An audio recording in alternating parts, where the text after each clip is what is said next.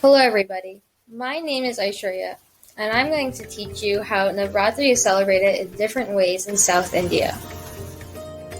Usually, during Navratri, we worship the goddesses Lakshmi, Durga, and Saraswati, and we celebrate it for 9 nights. Actually, Navratri directly translates into 9 nights because Nav means 9 and Ratri means nights. It always falls during the end of September or the beginning of October, and this year it's on October 17th. And Navratri is celebrated differently all across India, and here I'm going to tell you about how different southern states celebrate Navratri. First, we have Kerala, which you can see is highlighted in red in that map of India. And in Kerala, they usually worship goddesses Durga and Saraswati. They also believe that the last 3 days of Navratri are the most important. On the 7th day, they do Durgashtami, where they perform Durga Puja and they pray for peace. On the 8th day, they do Mahanavami, a day of Saraswati Puja where they pray for knowledge. And then on the 9th day, they do the start of education through a ritual called Vidya Arambam. Vidya Arambam is when small children, usually the ages of 2 to 6, sit down and they begin to write the alphabet for the first time in rice or sand. Here you can see a small kid doing Vidya Arambam for the first time.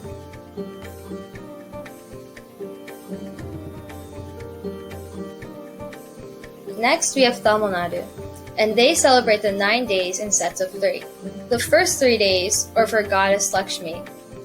The second set of 3 days is for goddess Durga, and the last 3 days are for goddess Saraswati.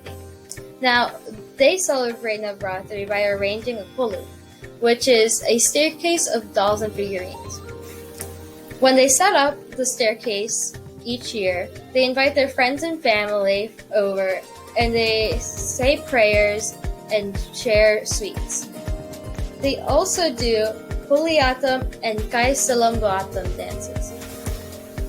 And Puli means tiger, and Kaisalambu involves sticks, which is where they get their names from. Here's a short clip of a Puliyatam dance.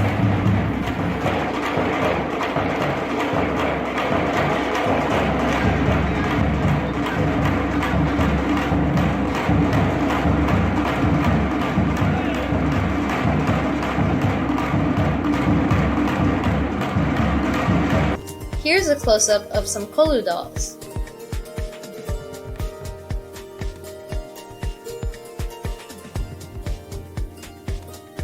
And finally, here's some Kaisalambu dances.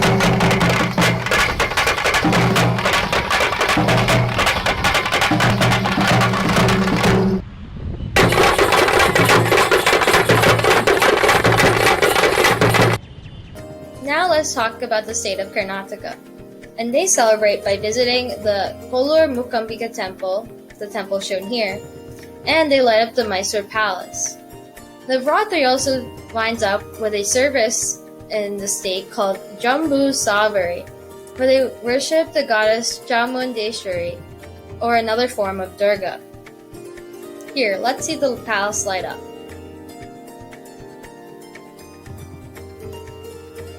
Last but not least, Telangana and Andhra Pradesh celebrate Navratri by worshipping Mahagauri, the goddess of womanhood. They celebrate by doing the Batikama Padunga ritual, where they create 7-layer stacks of flowers. On the last day of Navratri, they set them down a river as to mark the final day.